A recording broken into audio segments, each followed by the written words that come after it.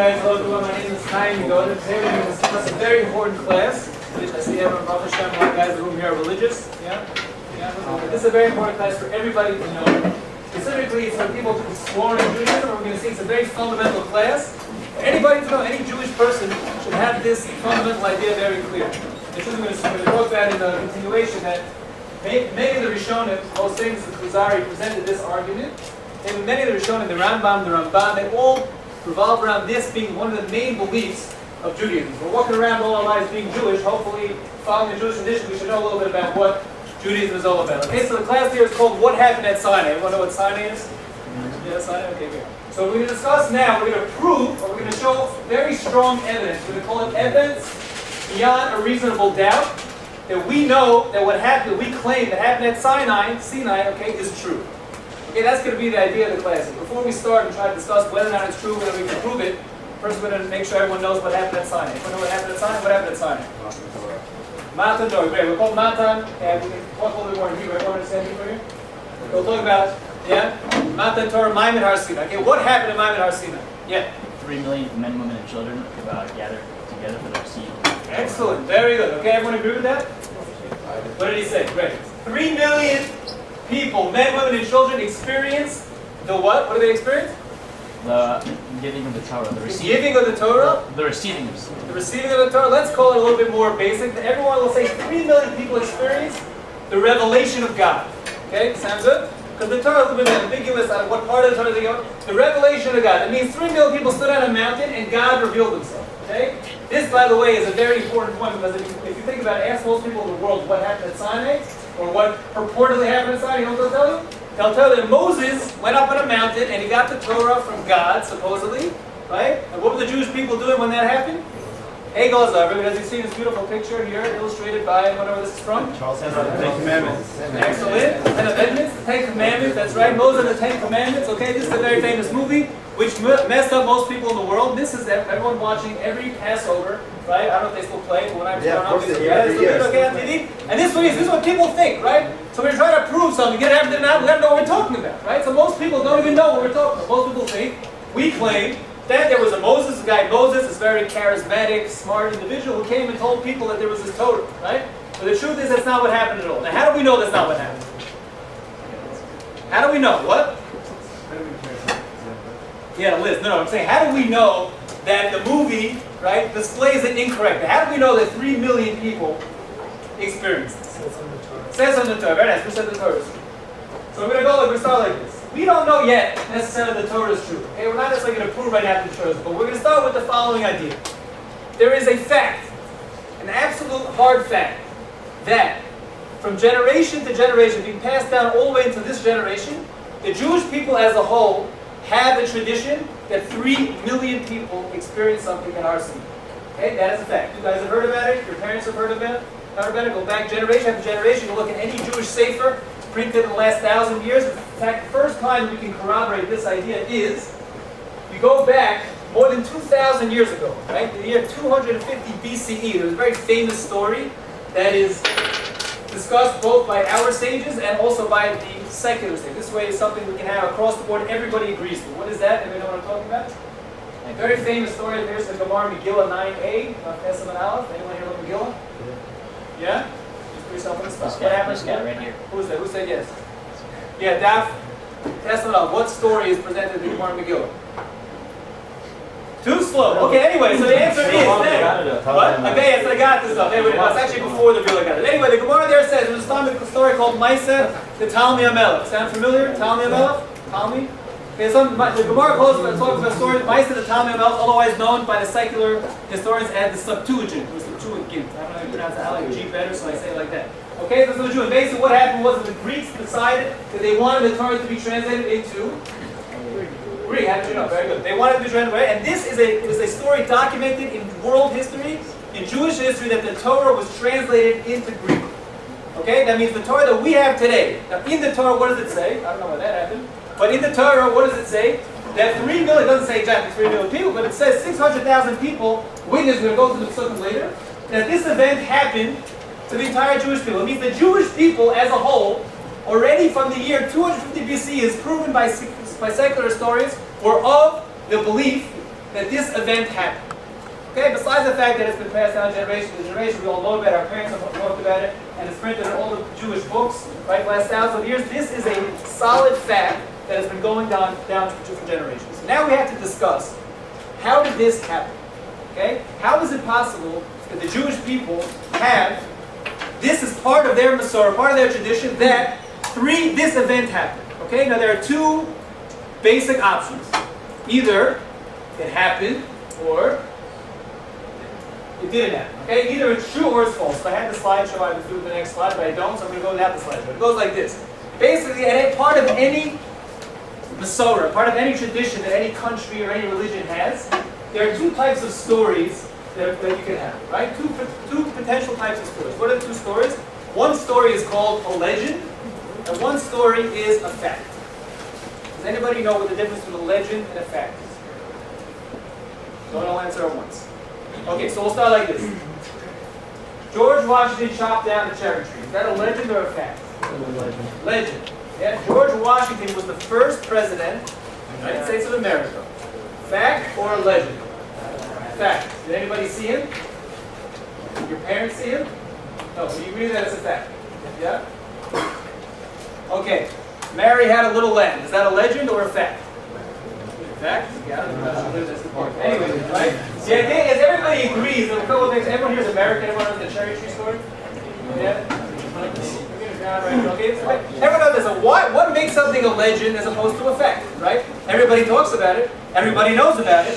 So why is it that everyone here agrees that George Washington chopping down a cherry tree is a legend? Why is that? Anybody know? Go ahead. What do you say? Why is it a legend? George Washington chopping down a cherry tree. Because. Very good. Because. That's right.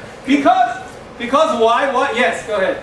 It's something that happened over a course of time. There's, witnesses, I guess you could say. Okay, were there any witnesses for George chopping down a cherry tree? We don't know. We don't know. Okay, excellent. So basically, we're going to make that a little bit clear. We're going to say like this. The idea is, the main difference between a legend and a fact is that a legend is unverifiable. We do not have significant evidence showing that it is true. It doesn't mean that we know that it's false. It may be false, it may be true, it may be false. But a legend is something which we cannot verify. It is by definition unverifiable. A fact is something which is very good. You guys are catching on very quickly. Verifiable. Okay, the definition of a fact is that it's something which is verifiable. And now, how do we verify something? There may be a lot of different ways you can verify something. But at the end of the day, it has to be something verifiable. You have something which is verifiable, that is a fact. Okay, like you said here in the back, very nice, that you have witnesses. We're going to talk about now what types of verification are going to be significant enough to now deem something a fact. Okay, we're going to start like this. I'm still on the show. Okay, so it goes like this. Fine. One of the basic ways that we're going to discuss today in this class, that's going to be our discussion for the Mount Sinai proof, is the following. When you have something which is witnessed by a large group of people, which we'll have to define what that means, that is something which is verifiable. Now, how do we know that? We'll go with the following idea. Okay, imagine that there was a king, right? Very powerful king, he ruled all the lands, and he had 3 sons, Tom, Billy, and George. Okay? Tom, Billy, and George were the potential successors to this king. Okay, now what happens is that one day the king has a heart attack, and he did not have a chance to pass on the torch to the next generation. Nobody knows who's going to take over. Is it going to be Tom, Billy, or George? Are the same names I said before? I don't know. But Tom, Billy, or George, right? Nobody knows who's going to be. So guess what happens? Now we're going to discuss the following scenarios, and everyone's going to tell me over here what they would do in the following scenario, okay? So we have Tom, Billy, and George, okay? Imagine one day, Tom walks into the room, and he says, hey, Billy and George, you're not going to believe it, guys. You're not going to believe it. Last night, Dad came to me in a dream, and he said, Tom, you're the one. You're the one. You're going to be the next king. After all, you're the smartest. You're going to take over to be the next king. So Tom walks in the room and tells Billy and George. What would you say if you were Billy or George? Would you accept it? You. Oh, no, I can't look at him. Oh, me? Yeah. I wouldn't believe it. You wouldn't believe it. You? You wouldn't believe it. Yes? I would believe, I would say, if you wanted you to be king, Should have came. Excellent. Very good. Did you hear this class before? Okay, if you did. Anyway, so that's good. We wouldn't believe. Now, do we know for sure that he's not true? They're not telling the truth? We don't know for sure, right? After all, Kobe, imagine a king, let's say a 100, 500, 600 years ago, probably more like 1,000 years ago, right? We have the concept of a king, right? It could be that they believed in dreams, they believed in this type of thing. So it could be that it's possible, but it doesn't make sense, right? Because why would God have done that? Okay, imagine the next story, scenario B. Tom walks into the room and he says, George and Billy, guess what? God, not God, but King, the king, Dad came to me yesterday. Not only came to me, he came to my whole family. We're all sitting there at dinner, and all of a sudden the ceiling opened up, there was thunder and lightning, and that's it. And the king came down and said, you're going to be the next king. Right? And he comes and tells us this story. Would you believe that story? What? It's a little bit more, go verify, right? But let's say you went to my family, you asked them. Would you believe that? Why not? But they all tell you it's true. It's all true. My wife and 5 kids all tell you that it's true. Only have 4 kids, but yeah. Well, it sounds far-fetched. Okay. Imagine, give it out. So it sounds far-fetched, right? Maybe a little more verifiable, especially if you believe in dreams. You believe in events like this that can have supernatural, you might believe it, right? But it's not very convincing. You're not going to bet a lot of money on it, right? Imagine the third scenario. The third scenario is like this. What are the names we had? Anybody remember the names? Tom, Billy, and George. So Tom says, okay, you walk to him and says, Billy and George, you're not going to believe. Don't you guys remember that yesterday we were all sitting and having dinner, and you know what happened? We all had this amazing dream together, and Dad came down and said, Tom, you're the one. Don't you guys remember that? We're all sitting there, we're having a nice time having dinner, and the king came down, Dad came down and said, that's it. Tom's the one. What would you say in that situation? Well, you would say, if you're nice guy, you would say, no, if you're not nice, you would say, you got to see somebody, right? You would say that you're taking something, you need to take something, right? Because there's no way you're going to convince me that the king came and spoke to me when I know that didn't happen, right? I would have remembered it, right? You can't convince me of something that happened. In other words, the basic idea is as follows. People, as we're going to see, very often believe things without evidence.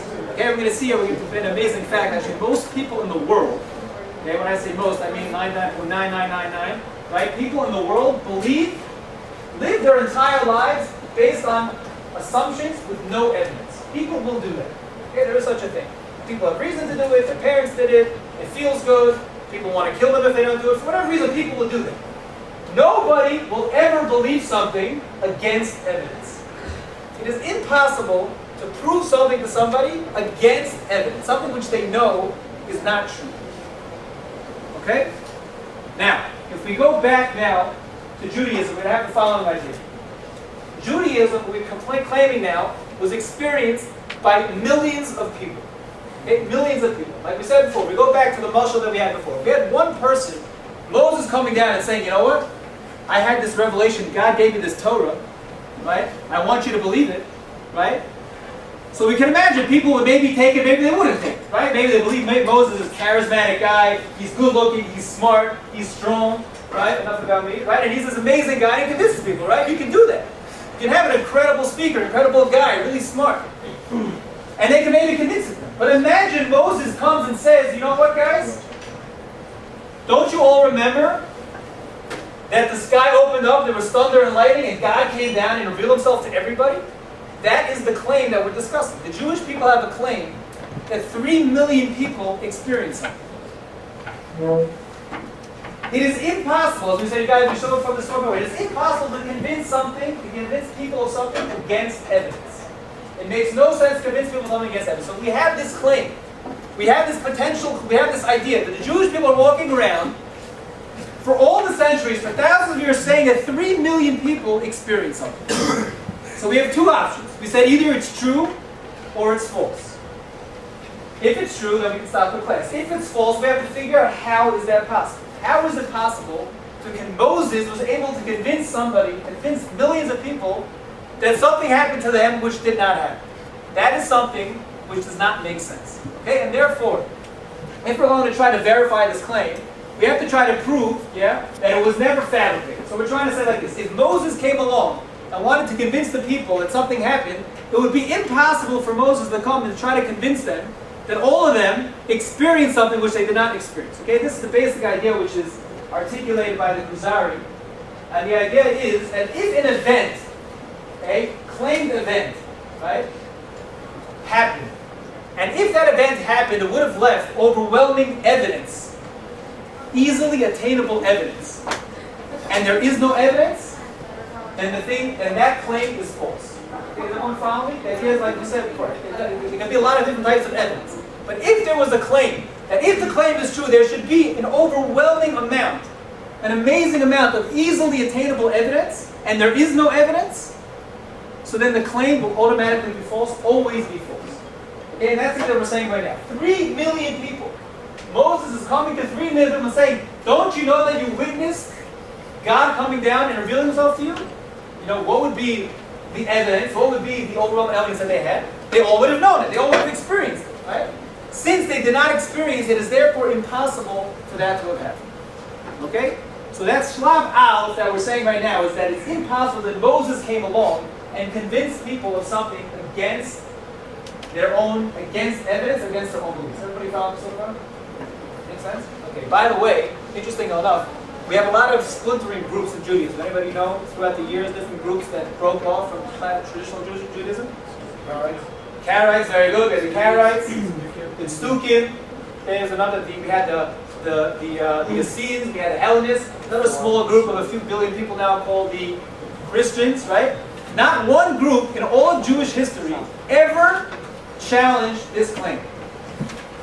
Not one group. Did Christianity start up as a Jewish group, right? So the first couple of years they were Jews. They were just doing a little bit of funny things for us, right? The Christianity until today never challenged the Maimon Har Sinai, which we talked about. Not one time challenge. Who was the first group to ever challenge Maimon Har Sinai?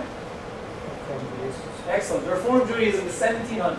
Okay, the first group to ever challenge Maimon Har Sinai is Reformed Judaism in the 1700s. It means for thousands of years it was never contested by anybody, not for Jews and not for most Gentiles as well.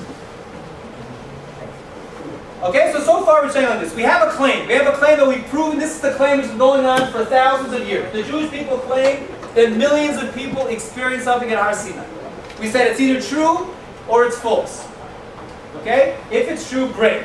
If it's false, we have to figure out how did it come about. How did this false claim get going? So we said so far, Moses could not have come to people and convinced them that they all experienced something which they did not experience, because that goes against our klal, which is that you cannot convince people something against evidence. You will not be able to claim something happened against evidence. Okay? That is part number one. So the only other possible thing to happen is maybe what? Moses, there's no way to convince them. I can't come into the room and convince you guys to don't experience God. What could happen? What could be another possibility, perhaps, that happened in Jewish history? Anybody know? Let's say Moses couldn't have done it at the time. So what could have happened? Maybe a little bit later, right? Maybe later. Maybe 100, 200, 1,000 years later, maybe somebody came along and said, you know what? These people don't know, right? They weren't there. I'm going to come up with this amazing claim and tell them this incredible story happened, right? 1,000 years ago. Nobody knows the difference. And then I'll start my religion. So let's take a guy like, for example, Ezra. Okay, everyone heard of Ezra? Yeah? So let's say Ezra comes and says, hey guys, you know, he's getting all the people together, speaking back to Israel. So you know what? Guys, you're not going to believe it, but I have this scroll over here. This is called the Torah. Okay, the Torah, that's how people say the Torah, right? And this Torah, it says that first we have to do all these laws and God all the commandments. By the way, I'm the head guy over here. But besides that, it also says that 3 million people, all of your ancestors, experienced the revelation of God at Har Sinai. Okay? How would you respond if that happened? Call it my grandparents. What? Call it Yeah. I have a question. Well, let's say we don't have a phone. I can't call my grandparents right now, but you know what? It's a little bit strange that I've never heard about that before, right? I'm now 25 years old, I'm 30 years old, and I've never heard about that from any of my friends, from my parents, from my grandparents, nobody. You're telling me now that an event happened, such an incredible, amazing event happened 1,000 years ago, right? And I've never heard about it? That doesn't make any sense. Why on earth could that have happened? Now, why does I believe such a thing? If it's impossible, I would have heard about it, right? We go back to our klal before. What did the Kuzari say? Any claimed event that should have had a tremendous amount of evidence, and it does not have the evidence, we know by definition is going to be false, right? Because it's impossible. I'll give an example, right? Imagine, let's say, 700 years ago in Romania, trees started growing gold for 4 months. Okay? 4 months straight, all the trees in Romania started growing gold. Okay? Imagine I walked in history class and started teaching them. Would you believe it? Is it possible? Yeah? Would you believe it? Have you ever heard about it before? I've heard about similar cases. Similar cases, yeah, like what? Well, in Australia, because there's like gold underneath the soil, the eucalyptus trees started producing gold on leaves because it was all coming up, growing up. Have you ever heard of anything like that by Romania? Yeah. Is that ever spoken about? Romania had gold. Yeah, but the thing is like this. Would you imagine if trees growing gold, all the trees in Romania started growing gold for let's say for 3 years, okay, just to bring out the case. For 3 years it was growing gold, okay? And then miraculously it stopped. Miraculously it started, and then miraculously it stopped, right? That's the type of event that no matter how much we don't care about Romania, which plenty of us maybe don't, right? And we don't really know much about it, we would imagine that such a ridiculous event in world history, we would have heard about it, right? We'd have seen it somewhere, would have read about it, there would have been studies, there would have been books written about it. It would have been a big thing, right? Romania. Let's take one a little bit closer to home. Imagine on the slide here, if I had the slide I would show you, right? Imagine there was a New York Times article I brought in and it said, in 1775, they just discovered in 1775, North America went under sea for 4 months. Okay, all of North America just sank underneath the ocean, and it was an incredible thing. There was plant life, and people were able to live. They had all that, they had masks, and they started living. And then after 4 months, when I say 3 months, after 3 months it resurfaced, and life went back to usual. Would you believe that? Yeah. 250 years ago. You weren't alive, right? Why would you not believe that? Far-fetched. It's far-fetched. The New York Times is writing about it. Or I'm telling you that it doesn't matter, right? And nonetheless, it doesn't matter. What I'm going to show you at the end of the day, it's impossible for me to come in here and to convince you about such an incredible, amazing event that happened in world history, right? That you've never heard about before. Because it's not the thing which if it did happen, you would have heard about it. Okay? So part one, we're saying like follows. We have a claim. We have a claim, forgetting about whether the Torah is true, forgetting about where the claim came from. At the end of the day, we have a claim for thousands of years of Jewish history that millions of people experienced a national event. Millions of people. This is documented by all sources, by Jewish and secular sources. We witnessed an event.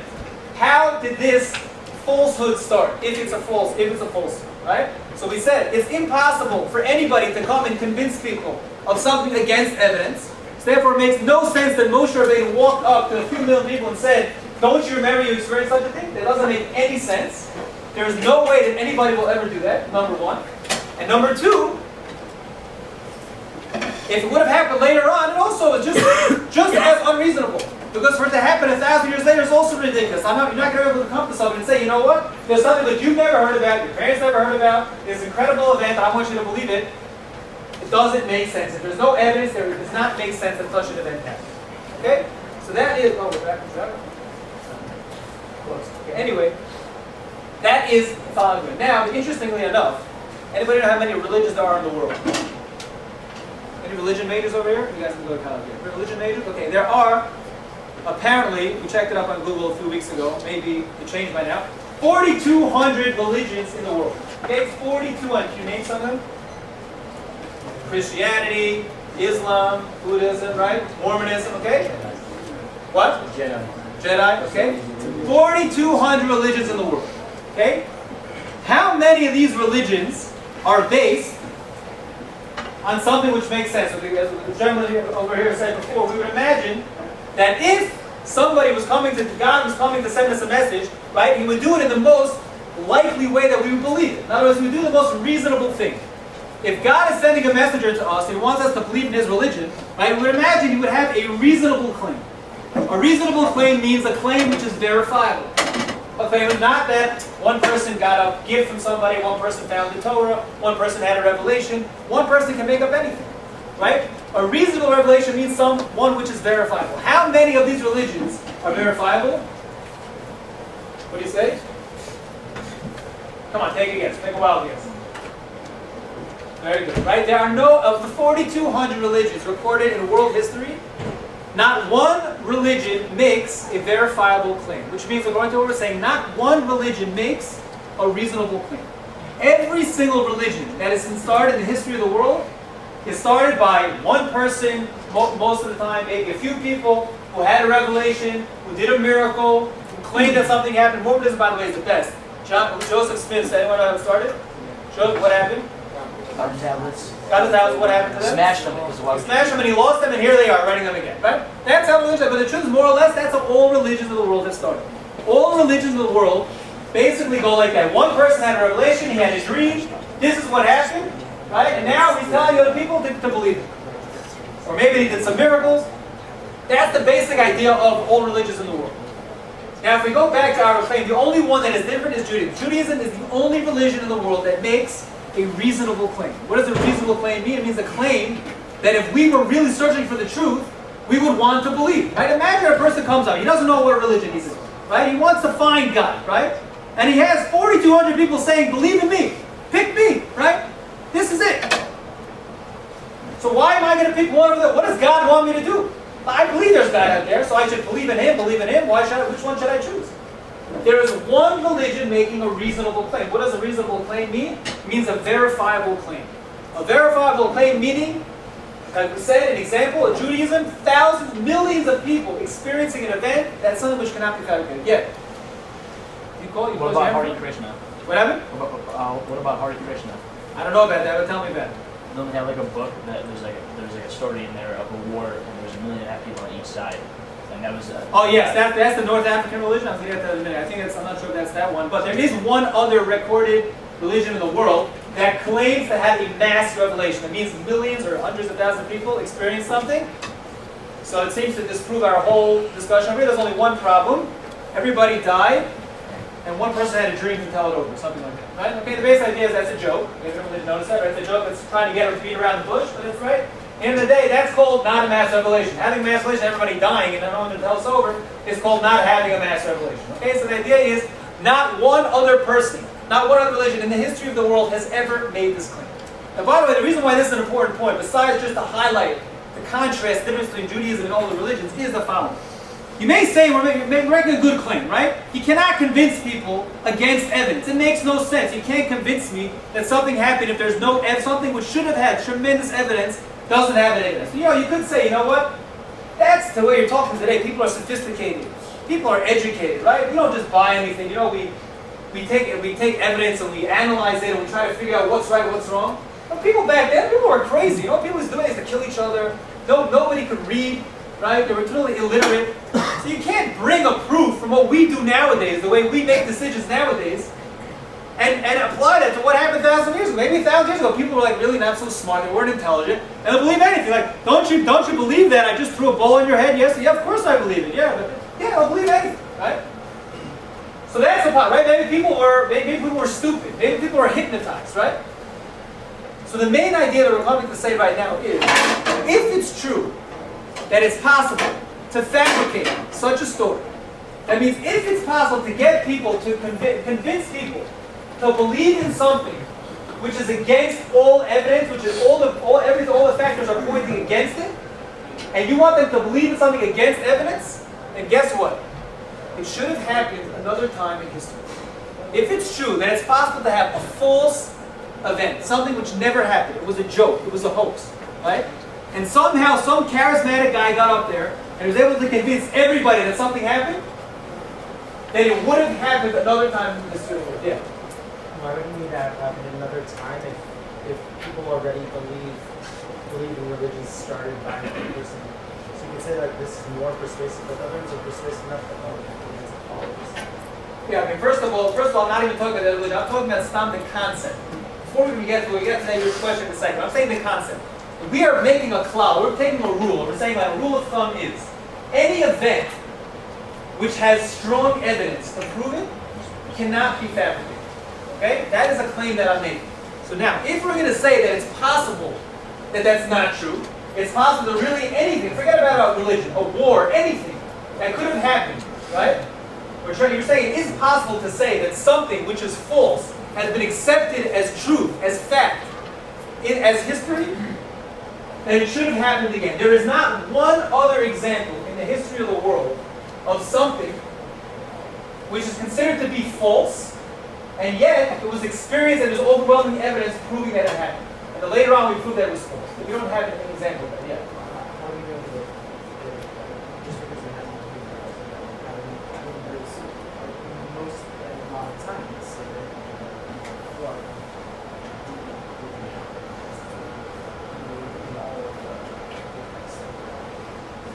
The flood is not necessarily an example. The flood is not something that's witnessed by millions of people now. right? Only people who survive. So the flood wouldn't be an example. We're talking about an example of something which has been accepted as history because of the fact that there's overwhelming evidence to show that it happened, and that people are accepting it now as false. That is something which did not happen. Okay, there are certain things which throw us off. For example, people say that Hitler convinced the Germans that the Jews are the ones that caused World War I, right? Or the Germans to lose World War I. That, for example, is a possible, right, counter argument. The truth is, okay, you hear the argument? He convinced millions of people that somebody can just go figure it out. Go check out 30 years ago what happened, right? Why is that not a good example? Counter argument. Yeah, you, come on, you already started. I'm asking this a little bit more. Yeah. Excellent. So the reason is because he's saying a very unspecific point, right? Hitler was saying, yeah, the Jews, they caused it because, they were like this. He's not talking about anything tachlis concrete. And you're convincing people, and besides that, people wanted to believe, right? People had an incentive to believe. We're talking an event which is concrete. Millions of people experienced the following detailed experience. Yeah? You cannot fabricate it. Mind you, by the way, the Jewish people don't really have a particular incentive in believing in Judaism, because if you do, you got a lot of things to start learning and keeping. Right? Everyone knows the famous spice, right? They couldn't eat meat because now they couldn't check for animals, they didn't have the right, that's why they eat dairy and shavuos, right? They didn't have the right, you almost said to change your whole life. Who wants to do that? There's no incentive to believe in it. There is a very unspecific, unclear, nebulous concept that, yeah, the Jews are the ones that, you can't prove that. So even though it sounds like it's verifiable, it's not verifiable. Anything which is verifiable cannot be fabricated. Yeah. So when you say that it comes out of the Imam al-Farsinai, you would say that Judaism is still, based on publicly verifiable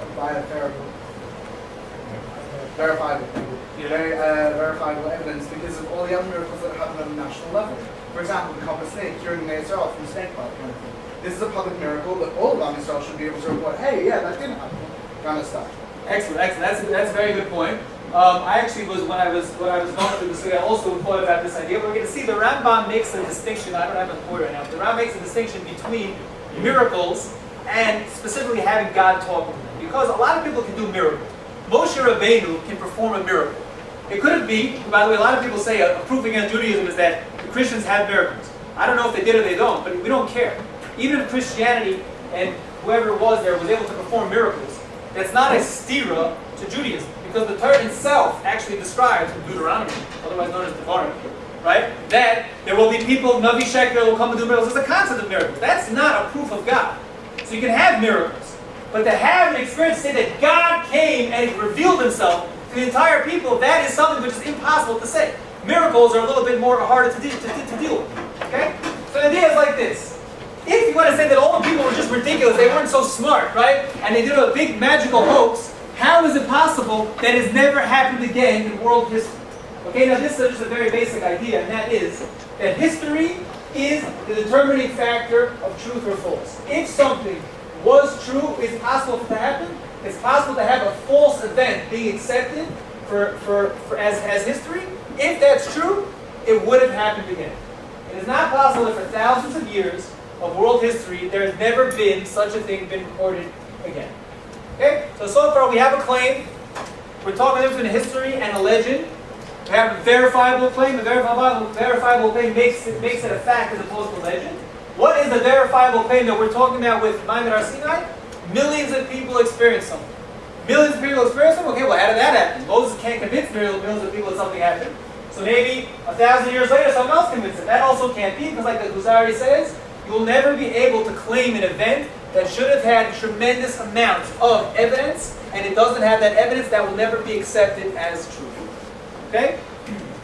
Not only that, now we're finished off so far that the Jewish people are the only ones to make such a reasonable claim. So now let's get back to your question. You said, who cares if the non-Jews didn't make the claim, right? At the end of the day, they got accepted anyway. That was actually a famous rabbi named Shalom Haber who actually asked the question. Having sitting in the class right here, he actually asked this question, but he's wrong. And the answer is, it goes like this. The reason why that's not a good time is, sure, that doesn't really matter at this particular point, because the argument exists even without it, but I think just to deal with this particular point, it goes as follows. That if you're going to say, Jesus, for example, okay?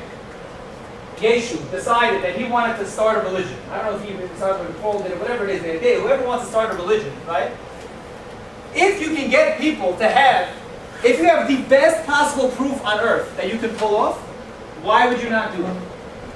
Now you can't say that he knows that people are going to do it because he didn't know how many people are going to come after him. When people start religions, they don't know how many people are going to follow them, right? So if you have a way of showing the best proof to hoax somebody, to trick somebody, of course you'll use it. Why wouldn't you use it?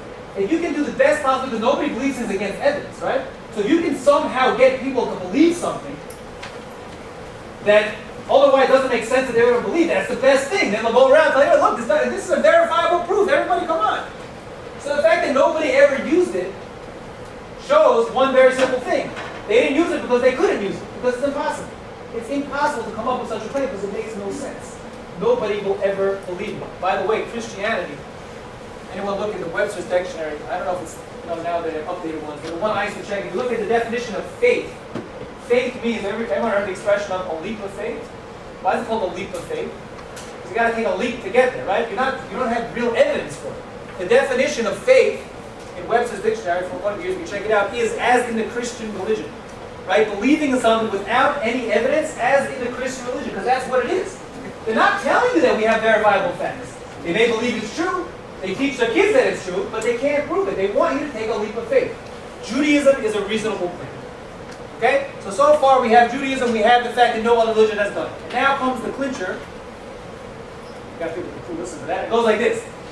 Judaism, okay, besides the fact that we have this incredible claim, besides the fact that nobody ever made this claim again, guess what? This has all been predicted in the Torah itself. Anybody here know the Torah? No? Yeah, go ahead. You want to start reading from Devarim? You don't know it by heart? Come on. What does it say in Devarim, chapter 4? Start from the beginning of chapter 4. Okay, basically it says like this, and I have it on the board, I'll show you, but I know so I'm still holding this thing because it makes me feel good. Okay, and the idea is, now what does the Torah say? The Torah says that, has there ever been a nation that has experienced such a thing? Right? What is that thing? God came out and revealed himself to the entire Jewish people. Hasham Ha'am. Has there ever been a nation that has heard such a thing? Has there ever been a time in the world that God came down and revealed himself to millions of people? Haniyah Kamo. Has there ever been such a thing, says the Torah. In other words, the Torah is, and the Torah here is referring to the end of days, right? We're all reading the Torah. So this was the Torah given to Moses at our scene. It's also the Torah we're reading nowadays, right? So we're reading a Torah and it says in the Torah, has there ever been such an event in world history? Has anyone ever heard of anybody else doing it? So besides the fact that it's never happened, no other religion does it, the Torah predicted it. The Torah in the Sefer Devarim predicted the fact that there will never, ever be any person, any religion who ever dares to make a claim of a mass revelation, that God came and revealed himself to millions of people. You know why? How did God know that? Well, God knows everything, right? But if you think about it, I could have known that also. I also could have written that part of the Torah. You know why? Because it's impossible. We've already explained that there is no way anybody will ever believe something against evidence. So it's not such a big deal that God wrote that. I would have written the same thing. If we experience God, and we know that it's impossible to fabricate such a thing, so anybody can write it. But of course, no one's ever going to do it again, because no one would be stupid, foolish enough to write a claim which people are going to laugh in their face. Go back to the story. Who did we have? Charlie? Anybody remember? Billy, George, Tom. Tom, Charlie. All right, good. Go back to Tom and Charlie and Dick. George. George, okay. Dick, right? If you came... Tom? Tom, Billy, and George. Tom, Billy, and George. I hope you remember the class, that maybe remember the story.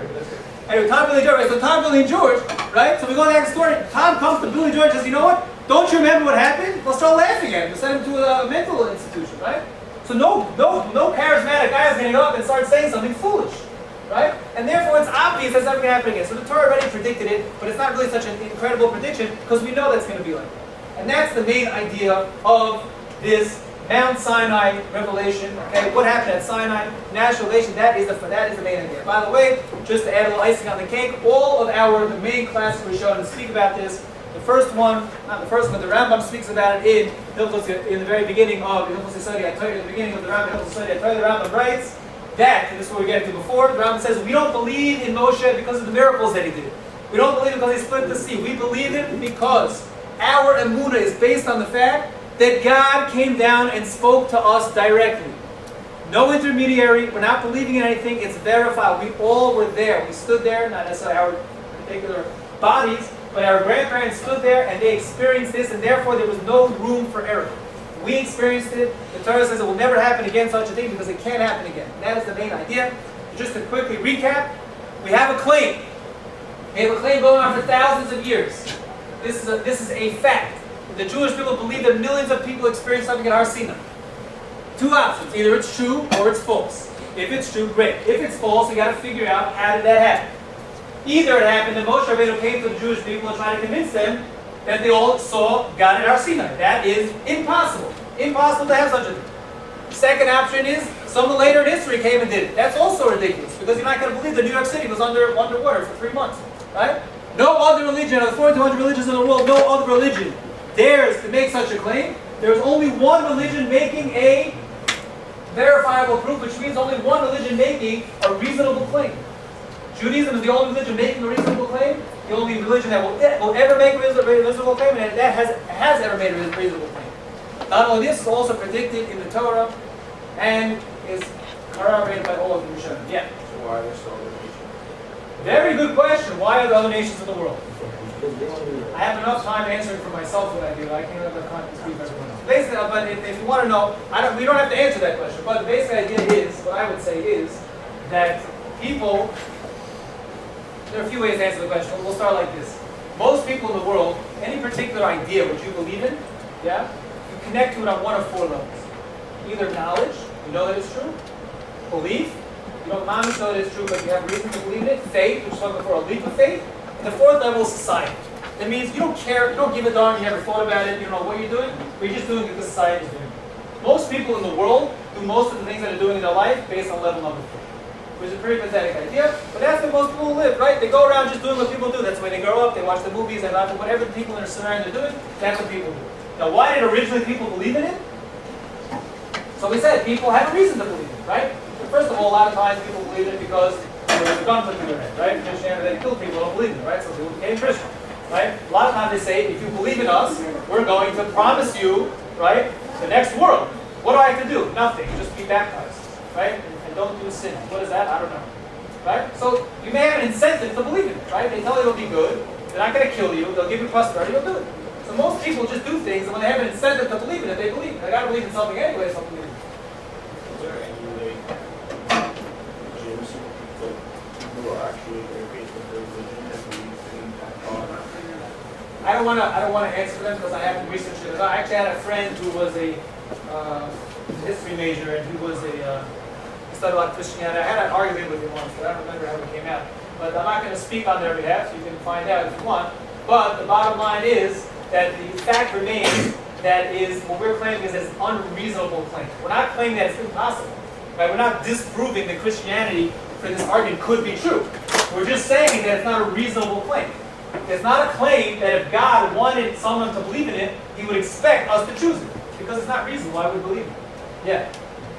Notice from experience, taking the easy way out, it may sound like a good idea at first, but it ends up in a non-satisfactory idea. And I remember back in the day, I had a non-Jewish friend, and they wanted to learn more know about God, about the world. And they asked like priests and like popes and Christian big people, and got punched in the face, you know? Got punched in the face by the Christians. Yeah, because like, how dare you question this? How dare you question that? I mean, like, if you have in here to back up your argument, like, the more you think about it, like, Exactly. It's not learning, it's thinking. Exactly. Very good. Thank you. Excellent point. Yes. Any other comments, questions? Tax? Yeah. Okay. Yes. Why doesn't God just reveal Himself to every single human being like right now, and then it'll be free? Good question. That's a little bit beyond the scope of the class, but the basic answer that we have to that is the fact that God wanted there to be an element of bechira in the world, and therefore, I mean, different answer. That's one idea, that has to be bechira in the world, always has to be equilibrium. We have the idea to choose, and to choose good and to choose bad.